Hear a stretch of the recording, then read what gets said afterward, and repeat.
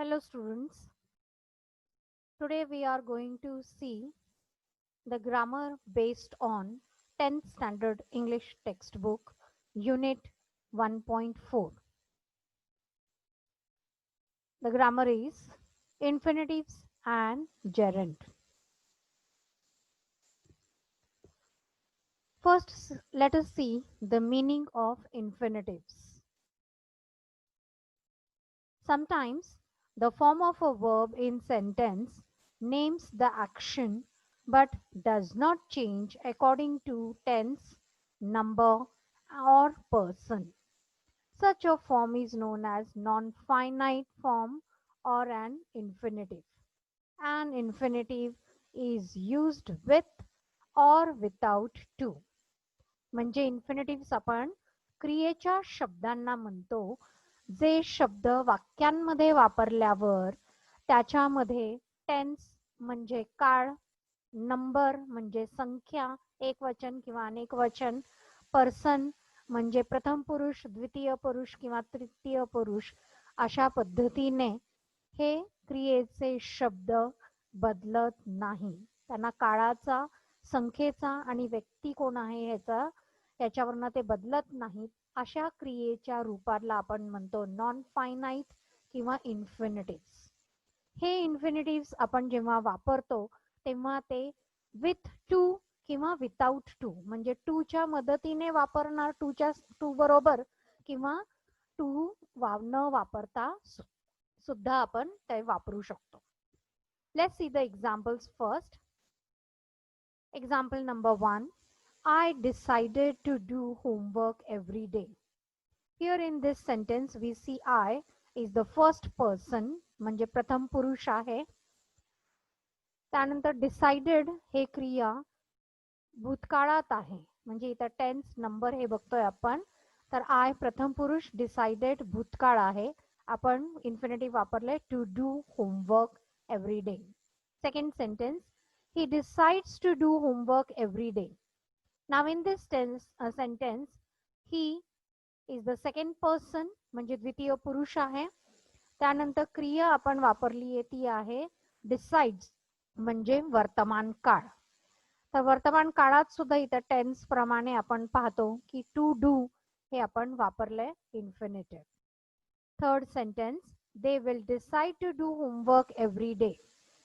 They हे नंबरच्या प्रमाणे अनेक वचन आहे. विल डिसाइड हे टेन्स प्रमाणे भविष्य काळातील वाक्य आहे. तरी इथे आपण टू डू हे इन्फिनिटिव्ह वापरले, क्रिया वापरली आहे. तर टू डू आय बरोबर भूतकाळात, वर्तमान काळात, भविष्य काळात अनेक वचन, एक वचन, द्वितीय पुरुष सगळ्यांबरोबरच आपण टू डू हे वापरतो. म्हणून अशा क्रियांना जे काळाप्रमाणे, व्यक्तीप्रमाणे आणि संख्येप्रमाणे बदलत नाहीत अशा क्रियांना आपण म्हणतो इन्फिनिटिव्स. आता हे इन्फिनिटिव्स आपण पाहिलं होतं की विथ युजिंग टू किंवा बिना टूचे. तर इथं आपण पहिल्यांदा विथ युजिंग टू हे आपण पाहणार आहोत. म्हणजे टूचा वापर करून इन्फिनिटिव्सचा उपयोग आपण इथे पाहतोय. त्याचे टूचा वापर करून जे इन्फिनिटिव्स आहे ह्याचे 5 प्रकार आहेत ते आपण बघणार आहोत. So there are 5 ways to use infinitives with using to.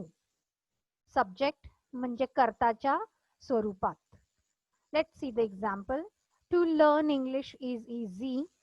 इथे टू लर्न हे सब्जेक्ट आहे म्हणजे कर्ताच्या रूपात आपण वापरले. To swim in the river is tough.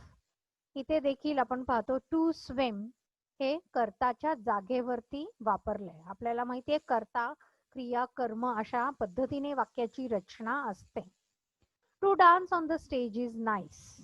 इथे पण आपण पाहतो टू डान्स इन्फिनिटिव्ह, आपण इन्फिनिटिव्हनी वाक्य सुरू केली आहेत. It is easy to learn English. It is tough to swim in the river. It is nice to dance on the stage. तर इथे आपण पाहतो की इथे क्रियेचे स्वरूपात आपण इथे इन्फिनिटिव्ह वापरलं, इथे कर्ताच्या स्वरूपात. आता दुसरा प्रकार आहे तो आहे ऑब्जेक्ट. 5 वेज आपण म्हणालो होतो. तर second way is using infinitive in the place of objects or using them as objects. आता ऑब्जेक्ट काय असतं ते इथे आपण हे एक्झाम्पलनी आधी बघूयात. I want to help you. Now in this sentence, I is the subject, want is the verb, to help you is the object. I want म्हणजे मला हवंय. काय हवंय? To help you. म्हणजे हे जे करता आहे याच्यावरती क्रिया घडते म्हणून ह्याला आपण ऑब्जेक्ट म्हणतो. म्हणजे ह्याला कर्म, ज्याच्यावरती कर्म घडलं जातं, क्रिया घडली जाते ज्याच्यावरती, त्याला इंग्लिश मध्ये आपण म्हणतो ऑब्जेक्ट. आता याचे एक्झाम्पल्स आपण बघूयात. They like to travel. They like to travel त्यांना आवडतं. काय आवडतं? टू ट्रॅव्हल प्रवास करायला. She loves to draw. She loves काय लव्ह करते? टू ड्रॉ चित्र काढायला. We run to win. त्यांना पळायचंय. कशासाठी पळतात ते? To win. तर ह्या ज्या क्रिया आहेत ह्या क्रियांचं त्याच्यावरती कर्म आपण पाहतो करता. हे कर्मावरती भर दिलेला आहे म्हणजे object. We are going to see the third type, subject complement. Subject म्हणजे करता, complement म्हणजे सब्जेक्टच्या बद्दल जास्त माहिती सांगणारे. We'll see the examples. Her work is to help you. Now in this sentence, her work is. Her work हे subject आहे her. तर हे subject कशासाठी आहे? कशाबद्दल आहे? To help. His dream is to become an actor. What is his dream? To become an actor. They want to support him. What do they want? To support. म्हणजे आपण इथे करता काय त्याचं क्रिया आहे, क्रियेची जास्त माहिती आपल्याला ह्या कॉम्प्लिमेंट मधनं कळते किंवा इन्फिनिटिव्स मधनं कळते. तर टू हेल्प म्हणजे तिला कामात मदत करायचे. टू बिकम त्याला त्याचं स्वप्न आहे काही व्हायचं. तर अशा पद्धतीने आपण इथे कॉम्प्लिमेंट म्हणून आपण इन्फिनिटिव्स वापरतोय. फोर्थ टाइप आहे. The fourth type, in fourth type we see the adjectives. So we use infinitives in the form of adjectives. Adjectives आपल्याला सगळ्यांना माहिती आहेत, विशेषण आहे, क्रियेची जास्त माहिती सांगणारे शब्द. First example, I want to help. I want you to help. मला हवं आहे तुझ्याकडनं. काय हवंय? मदत हवी आहे. तू मला मदत करायला हवी आहेस असं आपण म्हणतोय. तर मदत करणे, तर हे टू हेल्प आहे, त्याची माहिती जास्त मिळतीये म्हणून इथे ऍडजेक्टिव्ह किंवा विशेषण. She told him to pay. Told him तिने त्याला सांगितलंय. काय सांगितलंय? To pay. म्हणजे सांगितलं काय त्याची माहिती जास्तीची मिळते. इथं इन्फिनिटिव्स वापरून आपण ते देतोय. He wants me to live. त्याला वाटतं मी सोडून जावे. तर इथे आपण क्रियेची जास्त माहिती, ते वॉन्टची जास्त माहिती टू हेल्प, टोल्डची जास्त माहिती टू पे, वॉन्ट्सची माहिती टू लिव्ह. तर या पद्धतीने आपण to help, to pay, to live हे इन्फिनिटिव्स ऍडजेक्टिव्ह स्वरूपात इथे वापरलेले आहे. ऍडवर्ब्स. ऍडवर्ब्स आपल्याला सगळ्यांना माहिती आहेत. वर्ब्सची जास्त माहिती सांगणारे शब्द म्हणजे ऍडवर्ब्स. म्हणजे क्रियेची जास्त माहिती सांगणारे क्रिया विशेषण. We see the examples. We must study to learn. तर we must study आपण शिकलं पाहिजे किंवा आपण अभ्यास केला पाहिजे. काय अभ्यास केला पाहिजे? टू लर्न शिकण्यासाठी. I want to learn मला शिकायचं आहे. काय शिकायचंय मग? To sing. They must learn to respect. त्यांनी शिकलं पाहिजे. काय शिकलं पाहिजे? टू रिस्पेक्ट आदर करणे. तर इथे आपण क्रियेची जास्त, स्टडीची जास्त माहिती सांगणे. काय स्टडी करायचंय? To learn. शिकायचंय. काय शिकायचंय? To sing. इथे पण शिकायचंय. काय शिकायचंय? To respect. तर आपण ह्या पाचही उदाहरणांमध्ये प्रकारचे जे उदाहरण आपण बघितलेले 5 प्रकारचे, त्यामध्ये आपल्याला लक्षात येईल की इथे कितीही सब्जेक्टच्या जागी असो, ऑब्जेक्ट असो, ऍडजेक्टिव्ह असो, ऍडवर्ब असो, पण एक हिंट आपल्याला इथं मिळते की टू बरोबर आपण क्रियेचं रूप वापरतो त्याला आपण म्हणतो इन्फिनिटिव्स. म्हणजे वर्ब्स कशाबरोबर वापरले, टूच्या बरोबर वापरलेले आहेत क्रियेचे शब्द, त्याला आपण इथे इन्फिनिटिव्स म्हणतो. म्हणजे ह्याला आपण म्हणू शकतो इन्फिनिटिव्ह टू असंही आपण म्हणतो. आता इथे आपण पाहणार आहोत, here we are going to see without using to. म्हणजे टूचा शब्द विथआउट युजिंग टू म्हणजे टूचा वापर न करता आपण इन्फिनिटिव्स बघणार आहोत. त्यामध्ये 3 टाइप्स आहेत. There are 3 ways to use infinitives without using to. First is certain verbs like bid, let, make, see, hear. In this type of words we use infinitive without to. We'll see the examples. Let him sit here.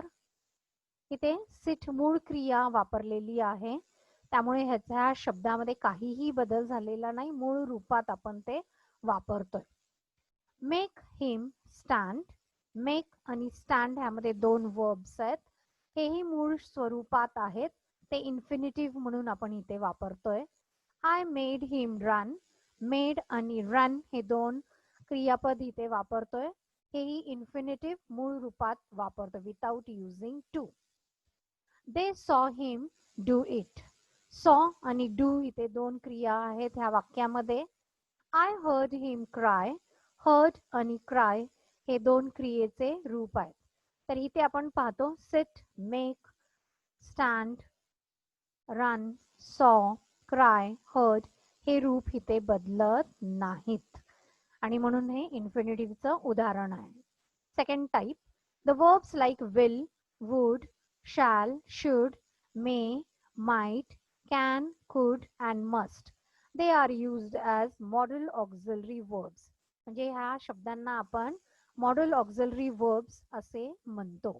म्हणजे क्रियेचे सहाय्यक रूप किंवा यांना आपण helping verbs सुद्धा म्हणू शकतो. Let's see the sentences. I will pay the bill. आता इथे विल हे मॉडल ऑक्झिलरी वर्ड आहे, त्याच्याबरोबर येणारा वर्ब फॉर्म आहे तो बेसिक वर्ब फॉर्म आहे किंवा मूळ रूपामध्ये क्रियेचा वापर केलेला आहे.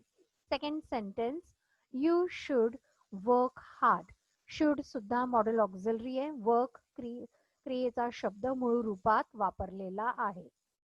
He can speak 5 languages. Speak हा मूळ स्वरूपात वापरलाय. You must come to the office.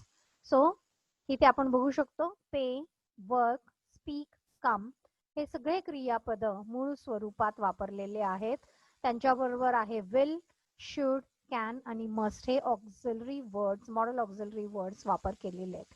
म्हणून हे मूळ स्वरूपात क्रिया असले तरी त्यांना आपण म्हणतो इन्फिनिटिव्स. थर्ड टाइप आहे also words like after, had, better, had rather, would rather, sooner than, rather than. So these words are also used without using to. Let's see the examples.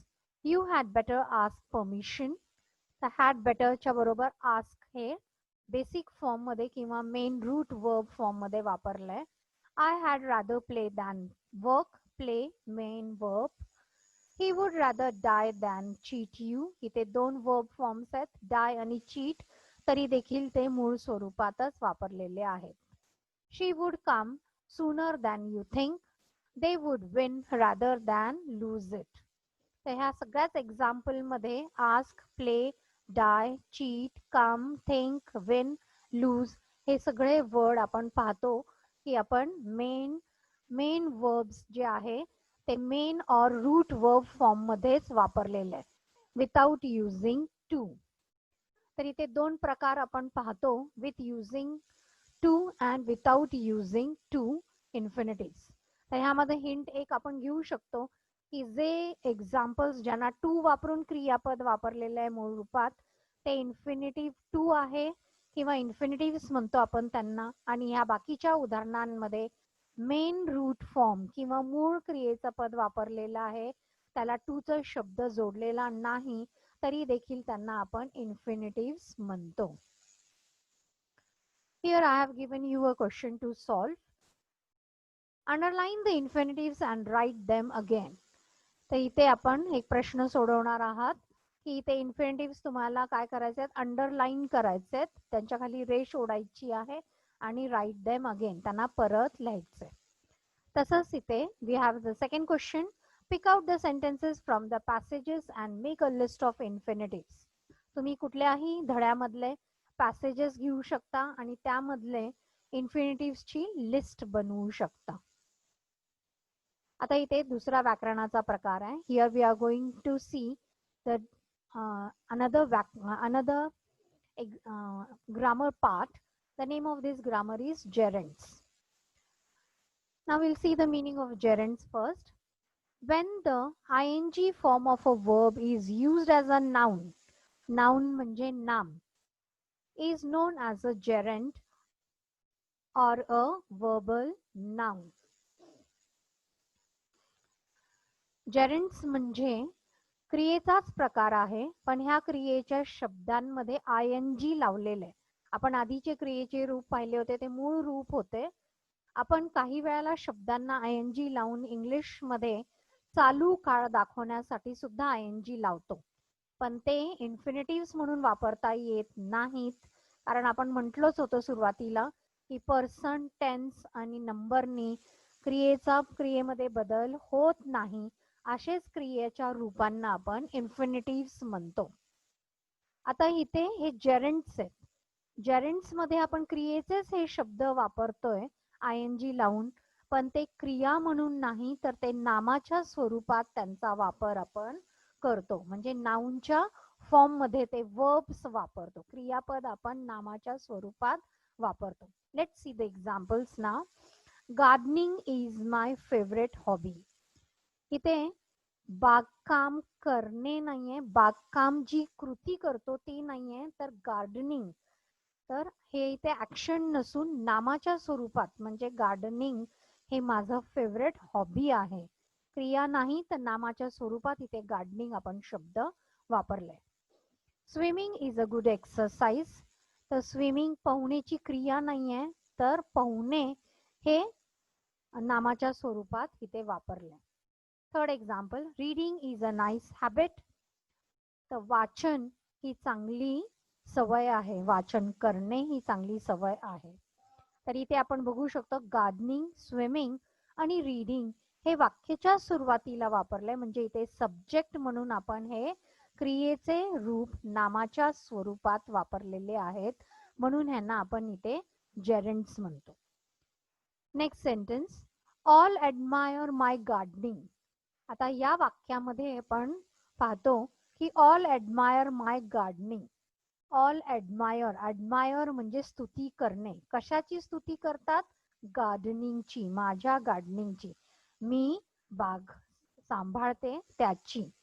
तर इथे आपण पाहतो क्रियेची जास्त माहिती सांगतं इथं गार्डनिंग, तरी देखील हे नामाच्या स्वरूपातच वापरलेलं आहे. I love swimming. I love मला आवडते. काय आवडते? स्विमिंग. म्हणजे स्विमिंग करणे आवडते. स्विमिंग नाम म्हणून आवडतं, म्हणजे स्विमिंग ही गोष्ट आवडते. माय फ्रेंड्स हॉबी इज रीडिंग.